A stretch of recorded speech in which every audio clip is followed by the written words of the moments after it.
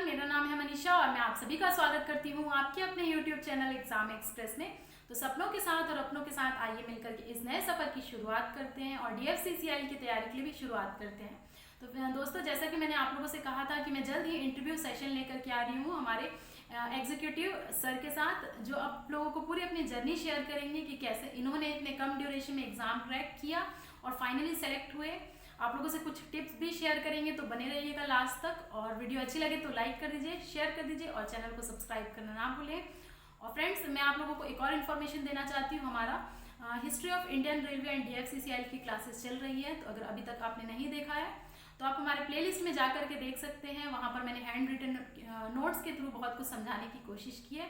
आप लिंक भी देख सकते हैं, उसका भी लिंक मैंने डिस्क्रिप्शन में दे दिया है। अब आते हैं, हम इंटरेक्शन करते हैं सर के साथ, जानते हैं बहुत अच्छी अच्छी बातें। तो सबसे पहले सर, मैं आपका बहुत बहुत थैंक यू कहना चाहूँगी, धन्यवाद करना चाहूँगी कि आप हमारे चैनल से जुड़े, आप हमारे व्यूअर्स से जुड़े, और वेलकम करना चाहूँगी। तो sir, I welcome you. Thank you madam, thank you for the invitation. आपके चैनल पे आके इंटरव्यू देने का मेरे को मौका मिला, इसके लिए बहुत बहुत धन्यवाद। तो सर, हमारे व्यूअर्स जानना चाहते हैं आपके बारे में कि आप कहाँ से बिलोंग करते हैं, आपकी पूरी बैकग्राउंड क्या है, कैसे आप यहाँ तक पहुँचे हैं, सब कुछ। मैम, मैं हिसार हरियाणा से बिलोंग करता हूँ। मैंने बीटेक कंप्लीट की है इलेक्ट्रॉनिक्स एंड कम्युनिकेशन में, और उसके बाद मैंने नॉन टेक की प्रिपरेशन करी थी, और आज मैं DFCCIL में एग्जीक्यूटिव OPBD की पोस्ट पे हूँ। तो सर, हमारे व्यूअर्स आपका नाम भी जानना चाहेंगे कि आपका शुभ नाम क्या है, तो प्लीज़ आप हमारे व्यूअर्स को अपना शुभ नाम बता दीजिए। मैम, मेरा नाम विनय है। सर, जैसे कि आप सब जानते हैं, देखिए कि हमेशा स्टार्ट होता है हमारी जर्नी प्रिपरेशन से। कैसे कैसे प्रिपरेशन किया इन्होंने, सब कुछ हम बात करेंगे। तो सर, आपने कैसे अपने DFCCIL की जर्नी बिगिन करके आज आप व्यूअर्स के सामने हैं, कैसे आप अपना एग्ज़ाम क्रैक किए और फाइनली सेलेक्ट हुए हैं? मैडम सॉरी, पहले तो जैसे ही मेरी बीटेक कंप्लीट हुई तो मुझे ये था कि मुझे नॉन टेक की प्रिपरेशन करनी है। SSC CGL और IAS मेरा गोल था। तो मैंने अपनी SSC CGL की प्रिपरेशन स्टार्ट करी, और इसका DFCCIL का एग्ज़ाम जब मैं प्रिपरेशन स्टार्ट करी थी, उसके 3-4 महीने के बाद DFCCIL की रिक्रूटमेंट आई। मुझे दूसरे न्यूज़ चैनल से और हमारे ऑनलाइन बहुत सारी वेबसाइट्स हैं, उनसे पता चला DFCCIL की रिक्रूटमेंट के बारे में, और मैंने फॉर्म फिल किया मैडम। और नॉन टेक की, जैसे बता ही रहा हूँ कि मैंने प्रिपरेशन स्टार्ट कर दी थी, तो DFCCIL की OP एंड BD की जो पोस्ट थी एग्जीक्यूटिव की, ये टोटली नॉन टेक पोस्ट थी। इसमें लगभग नॉन टेक के में जो SSC CGL और CHSL में सब्जेक्ट्स आते हैं, वही सारे मेन सब्जेक्ट्स थे इसमें DFCCIL एग्जीक्यूटिव OPBD की पोस्ट पे। तो फॉर्म फिल किया मैंने, उसके बाद मैंने उसकी प्रिपरेशन स्टार्ट की। तो व्यूअर्स, जैसे कि आप देख पा रहे हैं, सर का बैकग्राउंड इंजीनियरिंग था। इन्होंने बीटेक किया है इलेक्ट्रॉनिक्स एंड कम्युनिकेशन से। तो ये आप लोगों को कोई फ़र्क नहीं पड़ता कि आप इंजीनियरिंग या नॉन इंजीनियरिंग बैकग्राउंड से बिलोंग करते हैं, सिर्फ आपकी प्रिपरेशन मैटर करती है। तो सर, आप हमें बताइए कि कैसे आप स्टार्ट किए और क्या आप नोट्स बनाए, आप कौन कौन से सोर्सेज फॉलो किए, ये आप प्लीज़ व्यूअर्स को हमारे बताइए। मैडम देखिए, इसमें जो नॉन टेक के सब्जेक्ट्स थे, एप्टीट्यूड, रीजनिंग, ये तो कॉमन सब्जेक्ट्स हैं जो सारे एग्ज़ाम्स में होते हैं। तो इनके तो मैं रूटीन में अपने एप्टीट्यूड, रीजनिंग, इंग्लिश वगैरह और GS GK की प्रिपरेशन मेरी चल ही रही थी। तो DFCCIL की जो रिक्रूटमेंट थी, मेनली उसमें 2 सब्जेक्ट्स अलग थे। पहला तो इंडियन रेलवे की हिस्ट्री के बारे में, इंडियन रेलवे के बारे में पूछे जाने थे कुछ क्वेश्चंस, और कुछ क्वेश्चंस जैसा कि मैनेजमेंट के, आपने देखे ही होगा इसका सिलेबस, तो मैनेजमेंट के कुछ टॉपिक्स थे वो भी पूछे जाने थे। तो ये 2 सब्जेक्ट थे जो अलग थे, जो रूटीन से अलग थे। तो मैंने एक चीज़ तो ये समझ ली थी कि अगर इस एग्ज़ाम को क्वालिफाई करना है तो इन 2 सब्जेक्ट्स पे थोड़ा सा ज़्यादा फोकस करना पड़ेगा। और मेरी जो साइकोलॉजी है वो यही है कि हमें अगर औरों से आगे निकलना है तो औरों से थोड़ा सा ज़्यादा मेहनत करनी पड़ेगी। तो मुझे पता था कि जो रूटीन में अपनी प्रिपरेशन कर रहे हैं वो है एप्टीट्यूड, रीजनिंग और इन सब पे फोकस कर रहे हैं, लेकिन ये जो 2 सब्जेक्ट्स हैं बहुत सारे स्टूडेंट्स इनको देख के इस फॉर्म की और इस चीज़ की प्रिपरेशन नहीं करेंगे, क्योंकि ड्यूरेशन भी बहुत कम था, जैसा कि इस बार भी है। इस मंथ में इसकी रिक्रूटमेंट निकली है और मेरे ख्याल से जून में इसका एग्ज़ाम की भी डेट है। तो 2 महीने की का टाइम मिला था। उस टाइम में भी 2018 में जब ये रिक्रूटमेंट निकली थी और 2021 में जब आज ये रिक्रूटमेंट निकली है, तो टाइम हमेशा ही DFCCIL ने कम दिया है। व्यूअर्स, जैसा कि आप देख पा रहे हैं, एक सर ने कहा कि एग्ज़ाम बहुत ही आप लोगों का जल्द आने वाला है। और क्योंकि नॉन टेक में एप्टीट्यूड रीजनिंग तो सब पढ़ते हैं, खास बात यह है कि इसमें इंडियन रेलवे का हिस्ट्री पूछा जाता है और मैनेजमेंट के सब्जेक्ट आते हैं जैसे कस्टमर रिलेशन। तो आप लोगों को बेसिकली उस पर फोकस करना है। और सर, क्या आप नोट्स प्रिपेयर किए थे अपने प्रिपरेशन के टाइम पे, या फिर वैसे ही ऑनलाइन स्टडी करते थे, या क्या करते थे आप कि आपका फाइनल सिलेक्शन हुआ? मैडम, एप्टीट्यूड रीजनिंग, इंग्लिश और GS GK के नोट्स तो मैं रूटीन में नॉन टेक की प्रिपरेशन के दौरान करता ही था।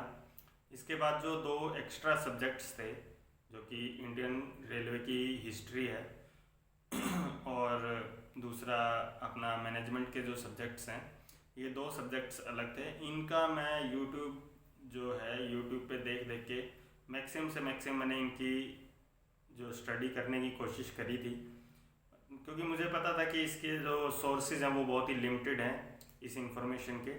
तो मैंने मैक्सिमम से मैक्सिमम जितना भी मुझे यूट्यूब और अलग अलग वेबसाइट्स हैं उनसे जहाँ से भी इंफॉर्मेशन मिली, मैंने इंफॉर्मेशन गेन करी, क्योंकि मुझे पता था कि मुझे लोगों से थोड़ा सा आगे, थोड़ा सा अलग तरीके से स्ट्रेटजी से प्रिपरेशन करेंगे तो ये एग्ज़ाम बहुत ईजिली क्लियर हो जाएगा।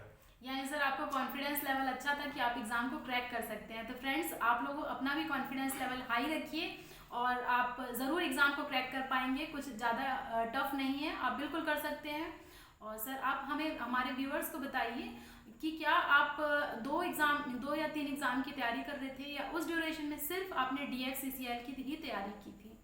मैडम, जैसा कि मैंने बताया कि मैं SSC CGL की भी प्रिपरेशन कर रहा था और साथ साथ में ये DFCCIL की आई, क्योंकि ये बहुत ही कम टाइम था, 2 महीने का टाइम था और SSC CGL का एग्ज़ाम पोस्टपोन्ड हो चुका था। तो मेरा टोटल फोकस जो हो गया था वो DFCCIL पे हो गया था कि 2 महीने में है, बहुत जल्दी ये रिक्रूटमेंट क्लियर हो जाएगी। रेलवे की रिक्रूटमेंट जैसा कि हो भी जाती है, तो मैंने 2 महीने के लिए मैंने अपना टोटल अटेंशन DFCCIL को दिया।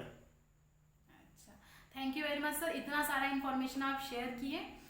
तो सर, अब हम आते हैं आपके थोड़े से वर्क प्रोफाइल के बारे में जान लेते हैं, क्योंकि हमारे व्यूअर्स जानना चाहते हैं कि आपका वर्क प्रोफाइल कैसा है, कैसे जॉब लोकेशन मिलती है। तो आप सर थोड़ा सा हमारे व्यूअर्स को बता दीजिए कि वर्क प्रोफाइल कैसा है, फिर हम आगे और बात करेंगे कि सर ने और कैसे कैसे अपनी तैयारी की। देखिए मैडम, वर्क प्रोफाइल तो जैसे कि एग्जीक्यूटिव OP एंड BD की पोस्ट है, ब्रैकेट में लिखा हुआ है स्टेशन मास्टर एंड कंट्रोलर। तो ये एक तरीके से जैसे इंडियन रेलवे में हमारे स्टेशन मास्टर काम करते हैं, वैसे ही DFCCIL में एग्जीक्यूटिव OP एंड BD के लोग काम करते हैं, एम्प्लॉई काम करते हैं। तो जो DFCCIL के स्टेशन हैं वो बिल्कुल इंडियन रेलवे की तरह ही हैं। इंडियन रेलवे में एक स्टेशन होता है और वहाँ पे स्टेशन मास्टर टोटल ऑपरेशंस को वो देखता है। इसी तरीके से DFCCIL में भी एग्जीक्यूटिव OP BD का जो एम्प्लॉई है वो सारी ट्रेन मूवमेंट को कंट्रोल करता है। इस पोस्ट को अगर हम 2 पार्ट में डिवाइड करें, executive OP and BD। OP means operating related to train movement है मैडम, और BD बिजनेस डेवलपमेंट। जैसा कि आप जानते हैं कि DFCCIL सिर्फ मालगाड़ियों का ऑपरेशन करता है, तो मालगाड़ियों में सामान की लोडिंग और अनलोडिंग होती है। और बिज़नेस डेवलपमेंट का यही मतलब है कि जो बिजनेसमैन आपके स्टेशंस पे आएंगे उनको आपको सुविधाएं देनी है, उनका सामान की जो बुकिंग वगैरह वो करवाते हैं वो हमें करवाना है। इंडियन रेलवे में इसके लिए एक अलग बंदा होता है, कॉमर्शियल क्लर्क के नाम से जो पोस्ट निकलती है, और हमारे जो DFCCIL में है वो एग्जीक्यूटिव OP एंड BD को ही दोनों काम देखने होते हैं। तो सर, जैसा आपने कहा कि एज अ स्टेशन मास्टर हम इससे समझ सकते हैं DFCCIL में, क्योंकि इंडियन रेलवे में ये पोस्ट कंपेरेबल होता है। यहाँ पर फ्रेट और मेनली ट्रेन की मूवमेंट को कंट्रोल करना होता है। तो सर अगर मैं जॉब लोकेशन की बात करूं तो सर आप प्रेजेंट में कहाँ पोस्टेड हैं और कैसे आपकी जॉब लोकेशन है, कैसे डिसाइड होती है? मैडम जैसा कि मैं अजमेर में मदार स्टेशन पे पोस्टेड हूँ DFCCIL के। और आपको अगर एग्जीक्यूटिव OP एंड BD में आप हैं तो आपको स्टेशंस मिलेंगे। DFCCIL के अपने अलग स्टेशंस होते हैं इंडियन रेलवे की तरह ही, लेकिन ये इंडियन रेलवे से अलग होते हैं। तो उन स्टेशंस पे आपको पोस्टिंग मिलेगी और जितना भी मालगाड़ियों का मूवमेंट है आपको कंट्रोल करना है, और जितने भी जो बिजनेसमैन आते हैं अपने सामान की बुकिंग वगैरह के लिए, ये सब आपको करना होता है। और सर हमारे व्यूवर्स जानना चाहते हैं कि क्या हमें होम लोकेशन मिल सकता है अगर हम DFCCIL में वर्क करेंगे, चाहे वो एग्जीक्यूटिव पोस्ट हो, चाहे जूनियर एग्जीक्यूटिव हो, चाहे जूनियर मैनेजर की पोस्ट हो।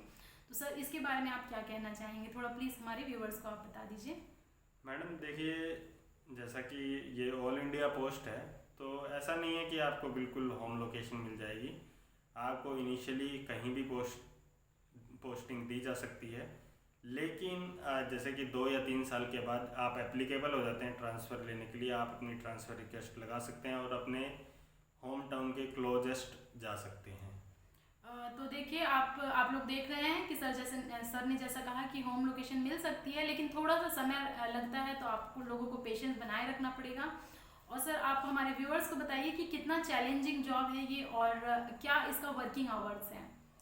मैडम देखिए, जैसा कि मैंने बताया कि ये टोटली जो हमारी मालगाड़ी है उनके मूवमेंट को और जो सामान बुकिंग है उनको हमें कंट्रोल करना होता है। तो इसमें सबसे जो मेन काम होता है वो गाड़ियों का मूवमेंट होता है, उनको हमें कंट्रोल करना होता है। और जैसा कि आप जानते हैं कि ये बहुत ही मतलब एक तरीके से रिस्की जॉब हम बोल सकते हैं कि इसमें रिस्क ज़्यादा है। आपको बहुत ज़्यादा अपनी कंसंट्रेशन और अपनी अटेंशन और ध्यान से काम करना होता है। आपके मतलब 1% की भी लापरवाही इसमें। Sir sorry to interrupt you. देखिए सर ने अभी क्या कहा कि इसमें थोड़ा सा रिस्की काम है और आप लोगों को पूरा फुल कंसंट्रेशन के साथ काम करना पड़ेगा। इसीलिए एग्जीक्यूटिव OPBD में आप लोगों को साइकोलॉजी टेस्ट कंडक्ट कराया जाता है ताकि आपका प्रेजेंस ऑफ माइंड चेक कर सके। तो ये सर से हम ये भी जानेंगे कि कैसे इन्होंने साइको टेस्ट क्लियर किया और फाइनली सेलेक्ट हुए हैं। तो सर आप आगे कंटिन्यू कर सकते हैं। देखिए, बिल्कुल मैडम, आप बिल्कुल सही बोल रही हैं कि इसमें साइको टेस्ट होता है। आप ये नहीं है कि आप CBT का टेस्ट जो कि कंप्यूटर बेस्ड टेस्ट होता है उसको क्लियर कर लिया तो आपको यहाँ पर सिलेक्शन मिल जाएगा। यहाँ पर एक साइको टेस्ट कंडक्ट कराया जाता है आपके CBT टेस्ट के बाद, और आपका जो सिलेक्शन है ये टोटली आपके साइको टेस्ट पे डिपेंड करता है। अगर आप साइको टेस्ट में जो मिनिमम मार्क्स हैं वो लेने में कामयाब नहीं होते तो आपने चाहे CBT में कितने भी नंबर लिए हों आपको डिस्क्वालीफाई कर दिया जाता है। तो साइको टेस्ट आपका क्लियर करना बहुत ज़रूरी है। अब मैं बता देता हूँ कि साइको टेस्ट लिया क्यों जाता है। सबसे पहले मैडम ये जानना बहुत ज़रूरी है, क्योंकि मैंने पहले ही बताया कि ये एक रिस्की जॉब है, और रिस्की जॉब और आपको टाइम टू टाइम अलग अलग एक्सपीरियंस होंगे, अलग जो अनयूजुअल्स हैं वो होते रहते हैं रेलवे में।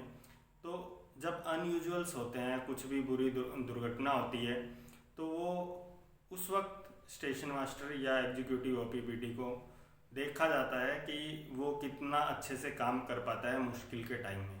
इसीलिए कंडक्ट कराया जाता है ये साइको टेस्ट। साइको टेस्ट में वो ये चेक करते हैं कि आप पर जब वो प्रेशर डालेंगे, क्योंकि इसमें क्या होता है कि 5 मिनट में आपको 50 क्वेश्चन सॉल्व करने हैं। बहुत सिंपल ही होते हैं, लेकिन आपकी कंसंट्रेशन की रिक्वायरमेंट होती है उन क्वेश्चंस में भी। तो ये एक रैपिड टेस्ट आप कह सकते हैं, रैपिड टेस्ट की तरह होता है। तो वो एक प्रेशर वाले एनवायरनमेंट में आपको डालते हैं और फिर देखते हैं कि आप लोग परफॉर्म कर पाते हैं या नहीं कर पाते। तो यही सब साइको टेस्ट में चेक किया जाता है। और जो बहुत कूल होके अपना साइको टेस्ट देते हैं और किसी भी सिचुएशन से घबराते नहीं हैं, वो सोचते हैं कि हाँ हम इतने बड़े हो चुके हैं कि हम किसी भी सिचुएशन को हैंडल कर सकते हैं, वो बहुत इजीली इस साइको टेस्ट को क्लियर भी कर लेते हैं। तो व्यूअर्स, जैसा कि सर ने कहा कि आप लोगों को प्रेशर हैंडल करना पड़ेगा, तो आप एग्ज़ाम की टेंशन मत लीजिए, बहुत अच्छे से प्रिपरेशन करिए और एक दिन आपका भी ऐसे ही इंटरव्यू कंडक्ट कराया जाएगा। तो सर आप थोड़ा सा वर्किंग आवर्स के बारे में बता दीजिए, जैसे कि मैं आपसे पूछी थी। वर्किंग आवर्स तो मैडम देखिए 8 आवर्स, 6 आवर्स और 12 आवर्स के रोस्टर चलते हैं। रोस्टर इन द सेंस होता है कि आपकी मॉर्निंग शिफ्ट भी लग सकती है, इवनिंग शिफ्ट भी लग सकती है और नाइट शिफ्ट भी लग सकती है। तो इस तरीके के रोस्टर होते हैं। जहाँ पर ट्रेन मूवमेंट बहुत ही ज़्यादा होती है वहाँ पर 6 आवर के रोस्टर फॉलो होते हैं। जहाँ पर थोड़ी सी एवरेज ट्रेन मूवमेंट होती है वहाँ पर 8 आवर्स के रोस्टर फॉलो होते हैं। और जो बहुत ही थोड़े दूर दराज के स्टेशंस हैं उन पर, जहाँ पर ट्रेन मूवमेंट बहुत ही ज़्यादा कम होती है वहाँ पर 12 आवर के रोस्टर भी फॉलो होते हैं। सर यानी कि कहने का मतलब है कि 12 घंटे आपकी ड्यूटी चलती है, तो क्या ये वीक में कितने दिन चलती है सर? या 7 दिन चलती है, 5 या 6 दिन, कितने चलती है? एक बार आप व्यूअर्स को बता दें हमारे। मैडम देखिए, हर वीक या हर मंथ आपकी 12 घंटे की ड्यूटी नहीं चलती है। जैसा कि मैंने बताया, स्टेशन टू स्टेशन ये डिफ़र करता रहता है। आप कितने कैसे स्टेशन पे हैं, ज़्यादा रश वाले स्टेशन पे है कि कम रश वाले स्टेशन पे, उस पर डिपेंड करता है। अगर 12 घंटे की आपकी शिफ्ट लगती है तो आपसे 5 दिन काम करवाया जाता है और 2 दिन का आपका रेस्ट रहता है। और अगर आपकी 8 घंटे का रोस्टर फॉलो होता है तो आपको 6 दिन काम करवाया जाता है और 1 दिन का रेस्ट रहता है। और इसी तरीके से अगर 6 घंटे का रोस्टर अगर फॉलो होता है तो वो भी 6 दिन आपसे काम करवाया जाता है और 1 दिन आपका रेस्ट रहता है। तो फ्रेंड, जैसा कि आप लोगों की क्वेरी थी, आई थिंक ये क्लियर हो गया होगा कि कितने आवर्स की ड्यूटी रहती है। और देखिए, चैलेंजिंग है जॉब, लेकिन आप लोगों को बहुत मज़ा आएगा क्योंकि ये पीएसयू और ऑलमोस्ट हर पीएसयू में शिफ्ट वाइज ड्यूटी रहती है। तो इसमें भी आप लोगों की शिफ्ट वाइज ड्यूटी चलेगी। फ्रेंड्स, अब हम सर से जानेंगे कि सर ने कैसे अपनी प्रिपरेशन की और इतने कम ड्यूरेशन में अच्छे से उन्होंने सब चीज़ को मैनेज किया। रेलवे को भी मैनेज करना था, हिस्ट्री को, और साथ ही साथ मैनेजमेंट के सब्जेक्ट्स को भी कवर करना था। तो सर आप प्लीज़ एक बार ये चीज़ बता दीजिए कि कैसे आपने मैनेजमेंट की तैयारी की और इंडियन रेलवे की हिस्ट्री को पढ़ा और क्लियर किया एग्ज़ाम। मैडम सबसे पहले तो ये था कि मैंने अपने दिन के पूरे दिन को एक शेड्यूल में बांट दिया था, क्योंकि मेरी जो एप्टीट्यूड, रीजनिंग और जीएस, जीके और इंग्लिश की प्रिपरेशन पहले से मैंने काफ़ी कर ली थी। तो इन पे मुझे थोड़ा सा कम फोकस करना था और मुझे अपने रेलवे हिस्ट्री के बारे में और मैनेजमेंट के जो सब्जेक्ट्स हैं उन पे फोकस ज़्यादा करना था। तो मैंने अपने दिन भर के शेड्यूल को ऐसे ही बांटा था कि अगर मुझे 10 घंटे पढ़ना है तो मैं उसमें से 6 घंटे अपने इन 2 सब्जेक्ट्स पे फोकस करूँगा और 4 घंटे अदर सब्जेक्ट पे फोकस करूँगा। इस तरीके से मैंने एक टाइम का डिस्ट्रीब्यूशन कर रखा था। और जो टेस्ट सीरीज़ है, मेन चीज़ है कि टेस्ट सीरीज़, तो टेस्ट आपको लगाने ही लगाने हैं। उससे अच्छी चीज़ तो मेरे ख्याल से किसी भी कॉम्पिटिटिव एग्ज़ाम की जो प्रिपरेशन कर रहा है बंदा, उसके लिए इससे अच्छी चीज़ तो कोई हो ही नहीं सकती। तो आप अपने दिन भर का शेड्यूल बनाइए, क्योंकि टाइम बहुत कम है। जो अच्छी स्ट्रेटेजी से प्रिपरेशन करेगा उसकी सक्सेस इस एग्ज़ाम में फिक्स है। तो फ्रेंड्स देखिए, आप लोगों को एक शिद्दत होना चाहिए एग्ज़ाम को क्रैक करने के लिए और फाइनली सेलेक्ट होने के लिए। तो आप अपनी प्रिपरेशन अच्छे से करिए, जैसा कि सर ने कहा कि एक प्रॉपर शेड्यूल फॉलो करिए। टाइम को आप डिवाइड करते जाइए कि आपको एप्टीट्यूड कितने घंटे पढ़ने हैं, रीजनिंग कितने घंटे पढ़ने हैं, हिस्ट्री कितने घंटे पढ़ने हैं रेलवे की, और मैनेजमेंट कितने घंटे पढ़ने हैं। तो ये आप लोगों को स्लॉट्स डिवाइड करके, और सर क्या आप नोट्स बनाए थे, एक बार ब्रीफली एक्सप्लेन कर दीजिए कि ज़रूरत है या नहीं है नोट्स बनाने की एट प्रेजेंट में। जैसा कि आप जानते हैं सर, सिर्फ 2 महीना बचा है उस केस में। मैडम जैसे कि मैंने बताया कि सारे सब्जेक्ट्स के लगभग नोट्स मेरे तैयार थे और तैयार हो रहे थे। 2 सब्जेक्ट्स के मैंने नोट्स बनाए, यूट्यूब पे मैंने अलग अलग वीडियो देखी और उनसे मैंने एक प्रॉपर नोट्स तैयार किए। मुझे ये पता था कि अगर इस सब्जेक्ट्स में लोग 10 क्वेश्चन कर रहे हैं तो मुझे 12 या 15 करने हैं, मुझे 3-4 क्वेश्चन उनसे ज़्यादा करने हैं। बस इसी चीज़ पे आपका सिलेक्शन डिपेंड करेगा इस एग्ज़ाम्स में, क्योंकि जो नॉन टेक पोर्शन है उसमें लगभग सब एक जैसा परफॉर्म करते हैं, सब फुली प्रिपेयर हैं आज के टाइम में। तो ये एक ऐसे 2 सब्जेक्ट्स हैं जिनमें आपको लोगों से 2 या 4 क्वेश्चन ज़्यादा करने पड़ेंगे अगर आपको सिलेक्शन लेना है। और एक सिलेक्टेड और एक नॉन सिलेक्टेड बंदे में बस इन्हीं 2-4 क्वेश्चनों का अंतर रहेगा लास्ट तक। तो देखिए व्यूअर्स, आप लोगों को दूसरे से आगे रहना है, और जैसा कि सर ने कहा कि आप फोकस करिए अच्छे से एग्ज़ाम में। और सर अब हम जानते हैं कि सिलेक्शन हो गया है जैसे कि, और साइकोलॉजी टेस्ट के बारे में भी सर ने बता दिया कि कितना इम्पोर्टेंट रोल ये प्ले करता है। अब सर से हम जानेंगे कि सर का ट्रेनिंग कहाँ पर हुआ था, कैसे कैसे आप लोगों की ट्रेनिंग हुई, कितने मंथ की सर ट्रेनिंग हुई, प्लीज़ एक्सप्लेन करिए आप हमारे व्यूवर्स को। मैडम जैसे हमारी 3 मंथ की ट्रेनिंग हुई थी ZRTI गाजीपुर में। तो ZRTI सर प्लीज़ एक बार एक्सप्लेन कर दीजिए कि ये जोनल कहाँ पर है, कैसे है और सब कुछ। ZRTI का मतलब होता है रेलवे में जोनल रेलवे ट्रेनिंग इंस्टीट्यूट। ये एक ट्रेनिंग इंस्टीट्यूट होता है जो कि रेलवे के एम्प्लॉय को ट्रेन करने के लिए बनाया जाता है। इसमें सारे आपको एक ट्रेन ऑपरेशन से रिलेटेड जितने भी रूल एंड रेगुलेशन हमारे बने हैं उन सबको पढ़ाया जाता है, उन सबको सिखाया जाता है, उनका प्रैक्टिकल परफॉर्म करवाया जाता है। और अनयूजुअल, जैसा कि मैंने बोला कि रेलवे में सबसे बड़ी दिक्कत जो आती है वो अनयूजुअल्स, जब भी कोई दुर्घटनाएं होती है तो आपको कैसे रिएक्ट करना है वो ये तक सिखाते हैं कि किस सिचुएशन में आपको कैसे रिएक्ट करना है, कैसे काम करना है, ये सब सिखाया जाता है। आपको फुली प्रिपेयर करवाया जाता है। इसीलिए शायद लास्ट ईयर हमारी रेलवे ने सेफेस्ट रेलवे जो है वो ईयर सेलिब्रेट किया था, क्योंकि पूरे साल एक भी एक्सीडेंट नहीं हुआ था। और इस चीज़ के लिए मेरे को फ़ख्र है हमारे पूरे रेलवे डिपार्टमेंट में। तो thank you very much sir, इतना सारा इन्फॉर्मेशन आप हमसे शेयर किए। तो सर एक और छोटा सा क्वेश्चन है कि अगर कोई पर्सन DFCCL में वर्क कर रहा है तो क्या उसके लिए ये आसान होगा कि वो और किसी एग्ज़ाम के लिए प्रिपरेशन कर सके, इसके बारे में आप क्या क्या कहना चाहेंगे सर? मैडम देखिए, इसके लिए तो मैं आपको स्टूडेंट और मतलब इस चैनल के माध्यम से सबको बता देना चाहता हूँ कि ये थोड़ी जॉब ऐसी है जहाँ पे बहुत हाई लेवल ऑफ कंसंट्रेशन चाहिए। आप रिस्क 1% का भी अफोर्ड नहीं कर सकते। तो जैसा कि प्रिपरेशन अगर किसी और एग्ज़ाम की आप करना चाहते हैं तो उसके लिए मेरे ख्याल से ये जॉब सूटेबल नहीं रहेगी। लेकिन हाँ, अगर आप अपनी मतलब जॉब को, रेलवे के रूल एंड रेगुलेशन को, रेलवे की फैसिलिटी को, इन सब चीज़ों को एंजॉय करना चाहते हैं तो बहुत ही बेस्ट जॉब रहेगी आप सब लोगों के लिए। तो व्यूअर्स, जैसा कि मैंने सैलरी का सब स्ट्रक्चर आप लोगों से शेयर किया था, एग्जीक्यूटिव पोस्ट पे कैसे सैलरी होती है, जूनियर एग्जीक्यूटिव पोस्ट पे कैसी सैलरी होती है, तो आप हमारे प्लेलिस्ट में जाकर के देख सकते हैं। और पूरा वहाँ पर मैंने डिस्क्लोज किया है कि कैसे अलाउंसेस मिलते हैं और क्या कैसी कैसी प्रमोशन पॉलिसी है, तो सब ये सर मैंने डिस्कस कर चुकी हूँ आप व्यूअर्स से। और सर एक और बात जानना चाहते हैं हमारे व्यूअर्स, जैसा कि प्रिपरेशन तो सर सब करते हैं लेकिन सिलेक्शन कुछ ही का हो पाता है, तो ऐसी आपके हिसाब से ऐसे क्या मिस्टेक होते हैं कॉमन स्टूडेंट्स जो करते हैं और उनका सिलेक्शन होने से थोड़ा सा रुक जाता है? सबसे पहली तो चीज़ ये है कि मैडम लोग जो हैं, जो हमारे स्टूडेंट्स हैं, वो टेस्ट सीरीज़ बहुत ही कम लगाते हैं, जो कि मेरे को सबसे बड़ा ड्रॉबैक लगता है कि अगर आप टेस्ट सीरीज़ अच्छे से नहीं लगा रहे तो आपके सक्सेसफुल होने के चांसेस वैसे ही कम हो जाते हैं। तो मैक्सिमम से मैक्सिमम टेस्ट सीरीज़ लगानी चाहिए। दूसरी बात है, जो टेस्ट सीरीज़ लगा भी रहे हैं, बहुत सारे स्टूडेंट होते हैं बहुत सीरियसली टेस्ट सीरीज़ को नहीं लगाते। जैसे कि एक ही टेस्ट में वो पानी पीने लग जाते हैं, इधर उधर घूमने लग जाते हैं, बिल्कुल भी वो ऐसा फील ही नहीं करते कि वो कोई एग्ज़ाम दे रहे हैं, वो इन्जॉय करते हुए एग्ज़ाम देते हैं। तो इन्जॉयमेंट एक अलग चीज़ है। इन्जॉयमेंट जब हमारा जो वर्क है वो पूरा हो जाता है तो उसके बाद इन्जॉयमेंट करना बनता है।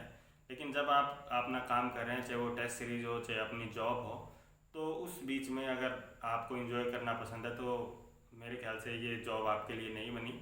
लेकिन हाँ, आपको अगर डेडिकेशन के साथ काम करना पसंद है, आपको अच्छा लगता है देश की ग्रोथ में अपना 100% देना, तो ये आपके लिए एक जॉब रहेगी। तो व्यूअर्स, जैसा कि सर ने कहा कि सीरियसनेस बहुत ही ज़्यादा ज़रूरी है, तो आप अभी से लग जाइए, बिल्कुल भी टाइम वेस्ट आप ना करिए।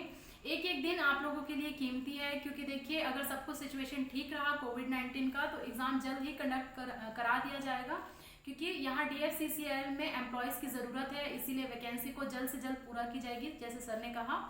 और आप अच्छे से टेस्ट सीरीज़ लगाइए, किसी भी कोचिंग इंस्टीट्यूट का टेस्ट सीरीज़ आप परचेज कर सकते हैं। और अगर आप नहीं करना चाहते हैं तो अगर आपने लिया है SSC CGL का तो आप वो भी दे सकते हैं। साथ ही साथ आप इंडियन रेलवे का हिस्ट्री भी आप पढ़ सकते हैं।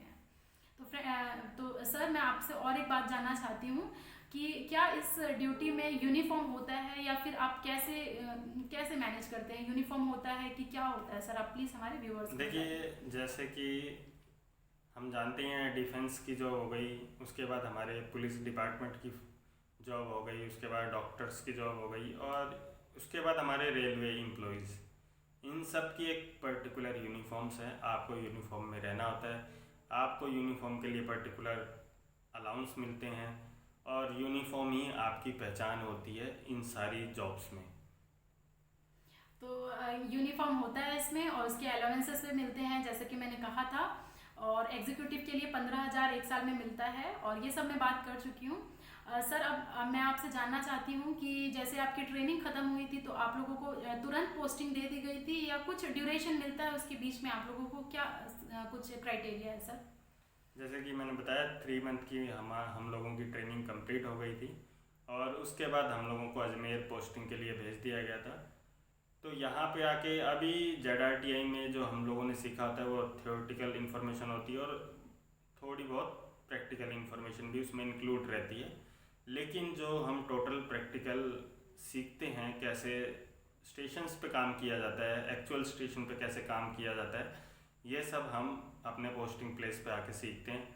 यहाँ पर हम लोगों को 15 दिन स्टेशंस पे अंडर किसी एक्सपीरियंस स्टेशन मास्टर के या स्टेशन सुपरिटेंडेंट के अंडर में रख के ट्रेनिंग दी जाती है 15 दिन की, और ये बहुत ही इंटेंसिव ट्रेनिंग होती है। हमको हर चीज़ संभालनी होती है, हर चीज़ करनी होती है खुद से, और बहुत डर भी लगता है लेकिन बहुत मज़ा भी आता है जब आप देखते हैं अब कि आपने किसी ट्रेन को बहुत सेफली पास करवाया है अपने स्टेशन से, तो बहुत खुशी भी होती है।